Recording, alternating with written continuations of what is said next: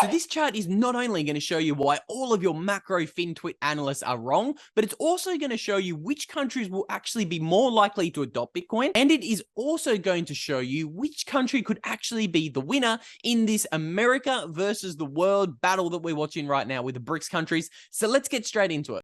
So the reason that in the introduction and probably on the thumbnail of this video that I said we are seeing something that we haven't seen in over 70 years is because the world has suddenly been plunged into a state of deglobalization in 2022, and we have not seen our world go through this kind of phase of deglobalizing since the early 1900s. And when we actually analyze each of these four waves of globalization and deglobalization, it is going to actually show us which country is going to be the next dominant empire, why that country is going to rise up and surprise many, and it's going to tell us a lot about what is going to happen to America. So let's start with the first wave of globalization. And as we can see from this chart, that is through the 1700s and even into the 1800s. So we can see here, judging by the way that this website actually measures globalization, it jumped from around 5% all the way up to around 25% in the early 1900s, okay? So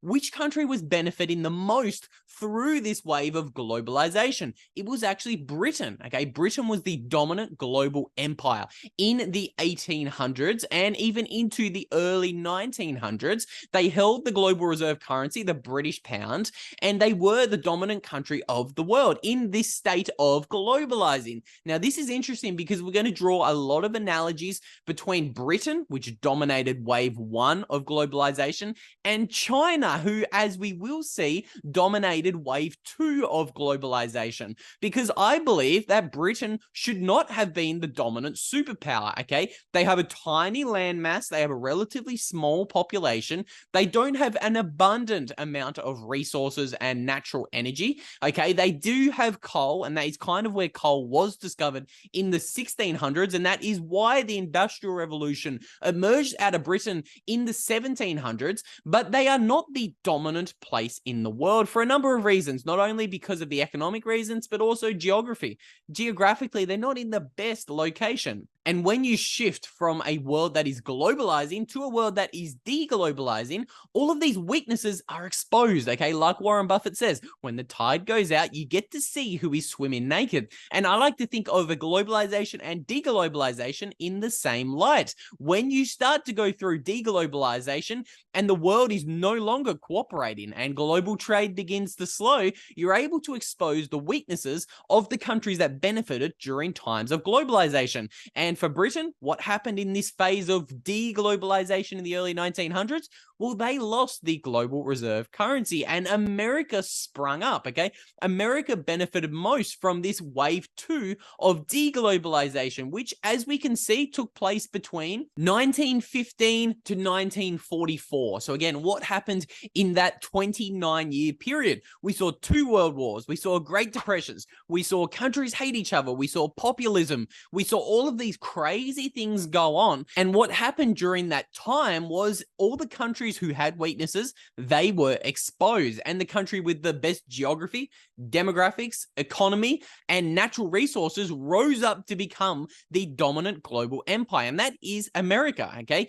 As much as I dislike many of Peter Zeihan's theories and opinions on Bitcoin, I think he is over the money in much of his geographic predictions and analysis, and he routinely says and highlights how America simply has, you know, the best geography, the best naval passages, the best navy, it has the very good demographics, okay, better than many countries in the West, and this is what happened in this first wave of deglobalization in the early 20th century.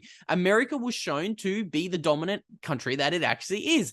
And then what happened after 1944 to nearly present day today? That was our second wave of globalization. And now that country that benefited most from this second wave of globalization was China. And a lot of people are probably going to call me out for this because they are very different. But I actually think Britain and China are very similar in some respects, okay? China has terrible demographics. They also have not the best geographies, okay? China also does not have an abundance of natural resources. And it is for these reasons that I believe China is actually not going to benefit as much as many people believe in the years to come, because I think the world has changed. I think it changed in 2022 when, for the first time in over 70 years, we have entered a wave of deglobalization. And this is why I believe all your macro analysts on FinTwit, all of your Keynesian economists, all of your models, all of your cycles, they're all going to be broken because they don't account for the fact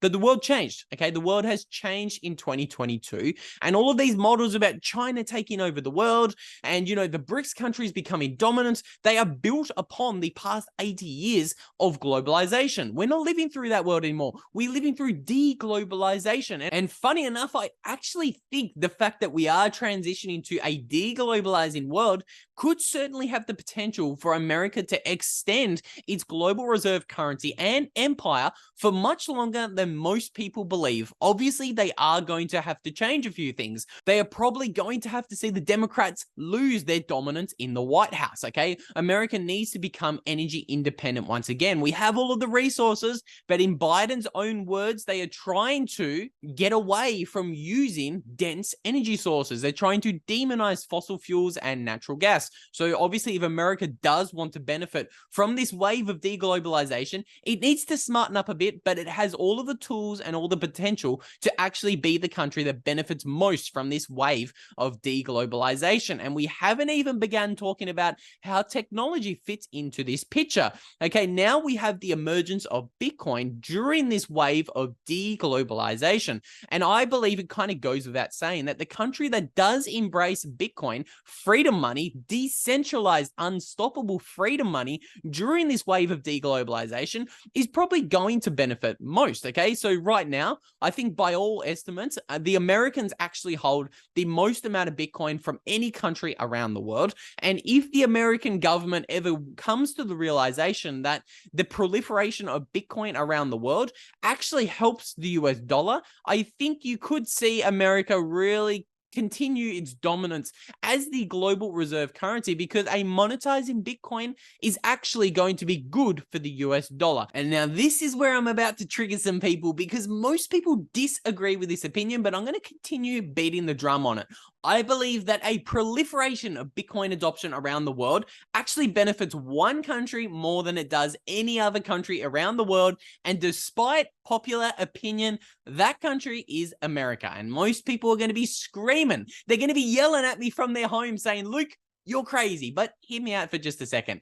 I believe that as Bitcoin proliferates the world, not only does Bitcoin adoption increase, but so does stablecoin adoption. I believe that many people who do get orange pilled on Bitcoin, they're going to begin to use Bitcoin more for their store of value. But many of these people in Argentina or Turkey or even Pakistan, they are going to also adopt US stablecoins as their kind of medium of exchange that they use for their daily and weekly transactions. They save in Bitcoin, but they try to adopt the dollar as more of a short-term medium of exchange. It sounds hypothetical, but that is exactly what the data is showing. We can see from these headlines here, stablecoin adoption in Argentina is massive. In Pakistan, people are choosing to get paid in US dollar stablecoins, and something similar is true in Turkey. We can see that from a recent survey, again, it's only a survey, over half of the population had used Bitcoin or crypto, and that did include a lot of US dollar